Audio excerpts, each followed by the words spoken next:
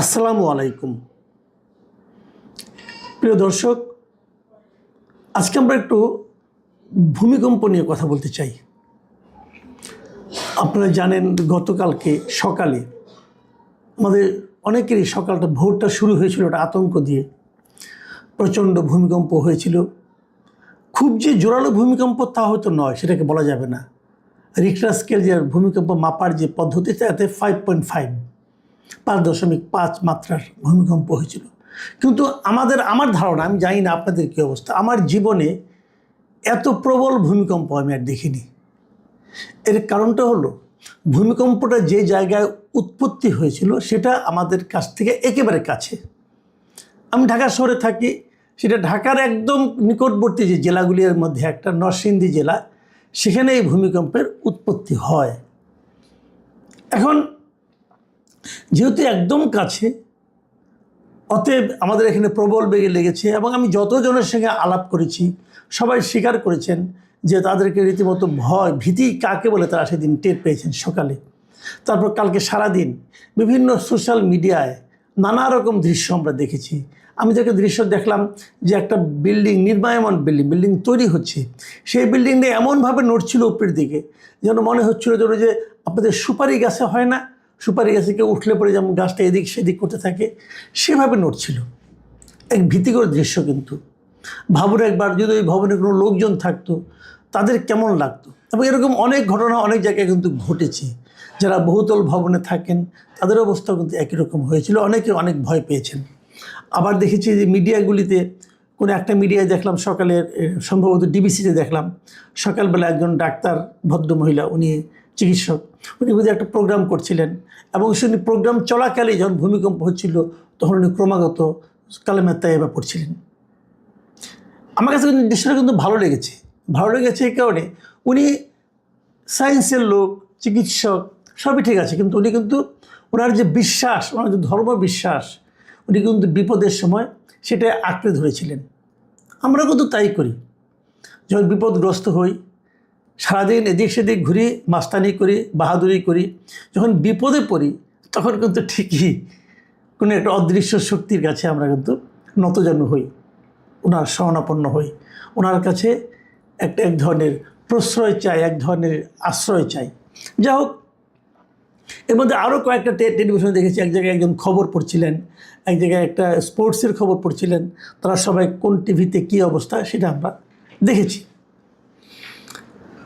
কালকে সারাদিন এটি নিয়ে আলোচনা হয়েছে, নানা রকম ব্যাখ্যা করেছে, কি করণীয় তা ব্যাখ্যা করা হয়েছে। একজন দেখলাম যে কেন হতে পারে, আমাদের উপর গজব আসলো কিনা আল্লাহ, সেটাও হয়েছে। এবং গজব এসেছে এই ধরনের একটা একজন লিখেছেন, সেটা নিয়ে আবার কেউ নানা ধরনের রসিকতা করেছেন, তারা এটা সায়েন্স তো তা বলে না। ভাই, কি বলে না বলে বিপদে পড়লে বুঝবেন। এটা আগে গবেষণা করার কোনো দরকার নাই, আগে বাহাদুরি করার কোনো দরকার নাই। তো এটা কালকে পর্যন্ত ছিল। আজকে কি হলো? আজকে সারাদিনে 3বার ভূমিকম্প হলো। তার মানে একটা হিসাব দেখলাম বেরিয়েছে যে 30 ঘন্টায় 4বার ভূমিকম্প হলো। আজকে সকালে সেই নরসিংদীতেই আরেকটা ভূমিকম্প হয়েছে। এটা অবশ্য মাত্রাটা অনেক ছোটো ছিল, 3.3। এটা মাত্র 12 সেকেন্ড ছিল ভূমিকম্পটা আজকে সকালে। সন্ধ্যায় আমি একটা অফিসে গিয়েছিলাম এক ভদ্রলোকের সঙ্গে দেখা করতে, ওনার ওখানে বসে চা খাচ্ছিলাম। তখন 2বার হলো পরপর, একটাই এরকম 2বার। এবং আমি ছিলাম মগবাজার এলাকায়। তো মগবাজার থেকে একদম নিকটবর্তী হলো বাড্ডা। শুনলাম প্রথম ভূমিকম্পটা বাড্ডাতে হয়েছে এবং সেটা ছিল রিক্টার স্কেলে 3.7 মাত্রার। এবং এর 1 সেকেন্ড পরেই মানে আরেকটা ভূমিকম্প হয়, সেটা হয় আবার সেই নরসিংদীতে। সেটার মাত্রা আরও ছিল 4.3 মাত্রার। তার মানে 30 ঘন্টার মধ্যে 4বার। ভাবুন, 30 ঘন্টার মধ্যে 4বার ভূমিকম্প। আমার মনে হয় না আমাদের দেশের কেউ এই দেশে থেকে এই ধরনের অনুভূতি কারো হয়নি। এখন এই ভূমিকম্পটা কি মানে কেন হলো, এটা কিন্তু এখনও অনেকে বিজ্ঞানীদের ব্যাখ্যা করতে পারে। মানে ভূগর্ভস্থ যে এইগুলো বিভিন্ন রকম প্লেটগুলো আছে সেগুলো সরে যায়, কী হয়, নানাভাবে তারা কিন্তু ব্যাখ্যা করতে পারে। আজকে আমি একটা ব্যাখ্যা পড়লাম একটা মিডিয়াতে, প্রথম আলোতেই পড়লাম। সেখানে ভূমিকম্প বিশেষজ্ঞ একজন আছেন, অধ্যাপক হুমায়ুন আখতার। তিনি যে ব্যাখ্যাটা করেছেন, এই ব্যাখ্যাটা আমার কাছে কিন্তু খুবই মানে আপনার কী বলবো, টেনশনে ফেলে দিয়েছে আমাকে। উনি বলেছেন যে খুব শিগগিরই একটা বড় ভূমিকম্প হতে পারে। কারণ উনি যে কথাটা বলেছেন সেটা হলো প্রত্যেকটা ভূমিকম্পের পরেই না একটা আফটার ইফেক্ট, মানে কিছুক্ষণ পরে আরেকটা ভূমিকম্প হয়। এটা বলা হয় আফটার শক। এটা হয়ই, সবসময় আমরা দেখেছি একটা ভূমিকম্প হয়ে গেলে আরেকটা ভূমিকম্প হয়। পরের ভূমিকম্পটা হবে হবে করছিলাম আমরা, কিন্তু সেটা কিন্তু হয়নি। পুরো একদিন পর, মানে আপনার প্রায় একদিন পরে আবার হয়েছে। আবার তারপর সারাদিনে পরপর ছোটো ছোটো 3টা হয়েছে। এই যে ছোটো ছোটো 3টা হওয়া, এইটাকে এই অধ্যাপক হুমায়ুন আখতার খুব বিপজ্জনক ইঙ্গিত হিসাবে বলছেন।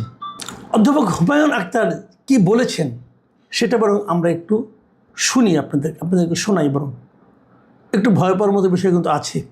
উনি বলেছেন যে গতকালের ভূমিকম্পের পর আফটার শক হবে এমনটা আগেই ধারণা করা হয়েছিল, তবে আফটার শকগুলো গুরুত্বপূর্ণ কারণ হিসেবে তিনি এই কথাও বলছেন যে ভূ অভ্যন্তরে যে ফাটল বা ফল্ট লাইনটি এতদিন ধরে প্রচণ্ড চাপে একে অপরের সঙ্গে আটকে ছিল তা নড়তে শুরু করেছে এবং শক্তি নির্গমনের একটি প্রক্রিয়া চালু করেছে। এমন আফটার শক হতে হতে বড় ভূমিকম্প হবে, সেটা খুবই নিকটে হতে পারে। মানে এটা যদি হয়, আপনি ভাবেন যদি খুবই নিকটে এরকম একটা বড় ভূমিকম্প হয়, কি হবে আমাদের। দেখেন, উনি আরও কিছু কথাবার্তা বলেছেন যে সিলেট থেকে কক্সবাজার পর্যন্ত বিস্তৃত বিশাল সাবডাকশন জোনের মধ্যে 8.2 থেকে 9 মাত্রার ভূমিকম্প শক্তি জমা হয়ে আছে এবং তিনি বলেন যে এটি যে কোনো জায়গায় হতে পারে। এটা শুরু হয়েছে ঘোড়াশাল থেকে, হয়তো সেখান থেকেই এটি উত্তরে বা দক্ষিণে বিস্তার লাভ করবে। অনেক বড় শক্তির একটি ভূমিকম্প তখন আঘাত হানবে। একবার ভেবে দেখুন, যদি অনেক বড় শক্তির একটা ভূমিকম্প আঘাত হানে আমাদের দেশে, কি হবে? আমাদের যে ভবনগুলো আছে সেগুলো কি ভূমিকম্প সহনীয় করে তৈরি করা হয়েছে? ভবনগুলিতে যে মাত্রা সিমেন্ট দেওয়ার কথা, রড দেওয়ার কথা, তাকে সবসময় দেওয়া হয়? এখানে কি চুরি হয় না? দেখবেন প্রায় বালি দিয়ে রাখি, কোনো মতো দাঁড়াই গেল, হয়ে গেল। কিন্তু দাঁড়াই গেলে দাঁড়াই তো থাকতে হবে, সে থাকার অবস্থায় কি আমরা আছি? এটা নিয়ে কিন্তু সামনের দিকে কী হবে বলা বড় কঠিন। এমনকি আমার অনেক বিশেষজ্ঞ এমনও বলেন যে আজকে যদি একটা ভূমিকম্প হয়, যারা বেঁচে যাবে তারাও আসলে বাঁচতে পারবে না। অনেকে এমন কথা বলে। কী কারণে? যেমন ধরো যদি ভূমিকম্প হয় তো অনেক জায়গায় সোয়ারের লাইন ফেটে যাবে, চারিদিকে দুর্গন্ধ ভরে যাবে, আপনি কিচ্ছু করতে পারবেন না। গ্যাসের লাইন ফেটে যাবে, গ্যাস দিয়ে যে বেড়ে যাবে, সেখান থেকে আগুন ধরে যেতে পারে। আপনি কয়টা আগুন নিভাবেন? আপনি যে কত আগুন নিভাতে পারেন সেটা তো আমরা এয়ারপোর্টে দেখেছি একবার। এক আগুন নিভাতে সারাদিন লাগছে, শেষ করতে পারেন নাই। সব পুড়ে যখন ছাই হয়ে গেছে তারপর আগুন নিভছে, আপনি পারেন না নিভাইতে, অটোমেটিক নিভছে। তাহলে কি সারা শহরে আমরা সবাই জ্বলে পুড়ে মরে যাব? কি হবে একবার ভাবুন, কি ভয়ঙ্কর। তো তেমন ভূমিকম্প কিন্তু আমাদের আসতে পারে। আমাকে একজন বললেন, উনি একজন খুবই পরহেজগার মানুষ, উনি বলছিলেন বারবার যে এই ভূমিকম্প আসলে কিন্তু আল্লাহর একটা গজব হতে পারে এবং কোরআনেও কিন্তু কয়েক জায়গায় এই ভূমিকম্পের কথা বলা হয়েছে। ভূমিকম্প কখন হয় না হয়, যেমন আমি আপনাকে একটা সূরার কথা বলি, সূরা আল আরাফ তার 78 নম্বর আয়াতে বলা হয়েছে যে অতঃপর ভূমিকম্প তাদের গ্রাস করল আর তারা নিজ গৃহে উপুর হয়ে পড়ে রইল। মানে কেউ খুবই অন্যায় করেছিলেন, কেউ কোনো একটা জাতি, তাদের উপর কীভাবে ভূমিকম্প হলো এবং তাদের কি পরিণতি হলো, সেটা সূরা আল আরাফের 78 নম্বর আয়াত কিন্তু এখানে আছে। যদি ভূমিকম্পটা আসলে কেন হয় সেটাও কিন্তু বুঝতে হবে। আরেকটা জায়গায় অনেকে বলছে যে ভূমিকম্প যে কিয়ামত যে হবে বলা হচ্ছে, ইসলামে যে কিয়ামতের কথা বলা হয় সেটা কিন্তু ভূমিকম্পের মাধ্যমেই হবে। আমি সেগুলো বলছি না, বাট ইসলামে কিন্তু এগুলোকে বলা হয়েছে। যেমন সূরা আল ইসরা, সেখানে বলা হয়েছে আমি নিদর্শনসমূহ মানে প্রাকৃতিক বিপর্যয়গুলো পাঠাই শুধুমাত্র ভয় সতর্কতা প্রদর্শনের জন্য। তার মানে এটাও কিন্তু একটা ব্যাপার যে আমাদেরকে সতর্ক করে দেওয়ার জন্য আল্লাহ এই ভয়গুলি পাঠাচ্ছে, নিদর্শনগুলি পাঠাচ্ছে। তা আমরা কি সতর্ক হচ্ছি? একবার ভাবুন, কালকে আমি বলছিলাম বারবার, এই যে ভূমিকম্প যদি আরেকটু জোরে হতো, আমি আপনি কে কোথায় আছি জানি না ভাই, হয়তো সেখানেই মরে পড়ে থাকতাম, আমাদের উপরে ছাদ পড়তো, কিছু একটা ভেঙে পড়তো, শেষ। আমাদের জীবন তো এতটুকুই। কিন্তু এই জীবনটাকে আপনি কিভাবে ব্যয় করছেন? আমি যদি সারাক্ষণ আমার মতলব থাকে কীভাবে আরও টাকা উপার্জন করা হবে, আরও মাল কামাই করতে হবে, কাকে ঠকিয়ে টাকা পয়সা উপার্জন করা যায়, দেশের কোন সম্পদটাকে বাইরে পাচার করা যায়, অথবা কাউকে একটা তদবির করে দিয়ে একটা অপকর্ম সাধন করা যায়, আমি যদি এই